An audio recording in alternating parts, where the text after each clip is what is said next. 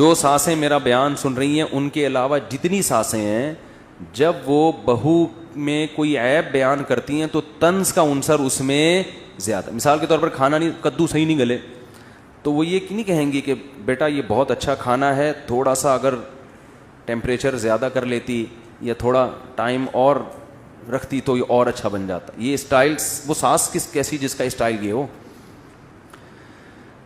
وہ پھر ساس نہیں ہے. اس کا اسٹائل یہ ہوتا ہے لگتا ہے تمہارے ماں باپ نے تمہیں کدو پکانا بھی نہیں، اب یہ بھی ہمیں ہی کرنا پڑے گا. وہ جل بھن کے نا اس کے دھواں نکلنا شروع ہو جاتا ہے بہو کے. یہاں سے اختلافات کا آغاز شروع. تو وہ بیچاری شریف شرفا ہوگی تو چپ رہے گی، اور اگر پڑھی لکھی ہے، کانفیڈنس ہے اس میں، تو ساس کو بھی اینٹ کا جواب پتھر سے کریں. اچھا تمہاری ماں نے سکھا دیا ہوگا، ہم تو بے وقوف ہیں، ہمیں تو کچھ بھی نہیں آتا. یہی ہے ہاں، تمہاری ماں نے تمہیں بہت کچھ سکھایا، ہم تو کیا ہیں، بے وقوف ہیں. یہ پھر اٹھا کے پلیٹ پھینکے گی، خود ہی پکاؤ، آئندہ میں نہیں پکا رہی، جاؤ. وہ جو مکھنچو ہے نا، جس نے میرے بیان سن کے شادی کی تھی، جب وہ شام کو گھر میں آئے گا تو کدو تو ویسے ہی نہیں گلے ہیں، وہ کھانا بھول جائے گا. پھر اماں سے پوچھے گا، ماں بتائے گی یہ اس نے مجھے بدتمیزی کی ہے، مجھے میری ماں کا تانا دیا ہے. اس کو اول ایک تو غلطی کی، کدو نہیں صحیح پکائے، گلائے نہیں، اوپر سے سوری کرنے کے بجائے کیا کر رہی ہے، پلیٹیں اٹھا کے پھینک رہی ہے. وہ غیرت میں آئے گا، میری ماں جس نے مجھے جنا، جس نے مجھے دودھ پلایا ہے، جس کے مجھ پر احسانات، اور یہ آج جمعہ 8 دن نہیں ہوئی، یہ چاہتی ہے کہ میری ماں سے بدسلوکی کرے. یہ پہلے ہی چنگیز خان بن کے آیا تھا، اب یہ ہلاکو خان کو بھی ساتھ لے کے بیوی کے کمرے پہ اٹیک کرے گا. یہ کیا پڑا ہوا ہے دیواروں کے اوپر، یہ کیا ہے، یہ تماشا بنایا ہوا ہے. وہ یہ دیکھے گی کہ ایک تو میری ساس نے پہلے طنز کیا، اوپر سے میرے شوہر کو بھی میرے خلاف ورغلا رہی ہے.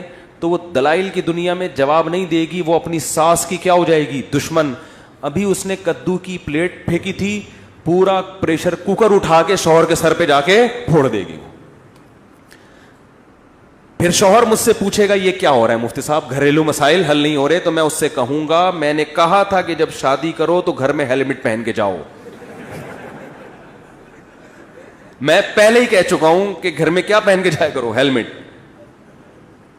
یہ تمہارا قصور ہے، تمہارا جو سر پریشر کوکر سے پھٹا ہے اس کی وجہ کیا ہے، تمہارے پاس اچھی کمپنی کا ہیلمٹ نہیں ہے. اب کسی کا باپ بھی خدا کی قسم بیٹھ کے حل نہیں کر سکتا کہ اس میں غلطی میری ماں کی تھی یا میری بیوی کی.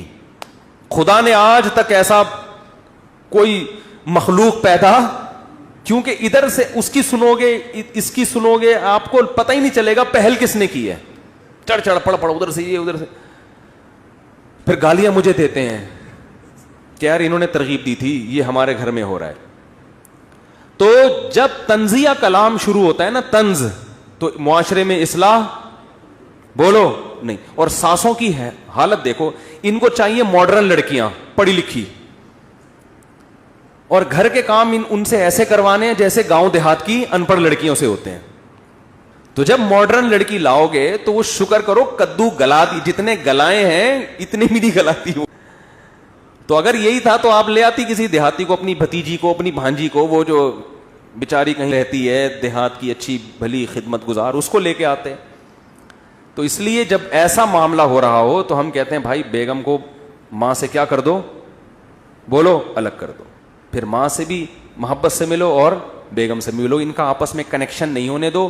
اماں کو تھوڑے تھوڑے دنوں میں بلایا کرو، بیگم کو بولا کرو کدو گلاؤ، میں خود چیک کروں گا گلے کہ نہیں گلے. اماں کی خدمت کرو، اماں یہاں آئیں گی، پھر اماں اپنے گھر میں، ہم اپنے گھر میں. روزانہ خود اماں سے جا کے مل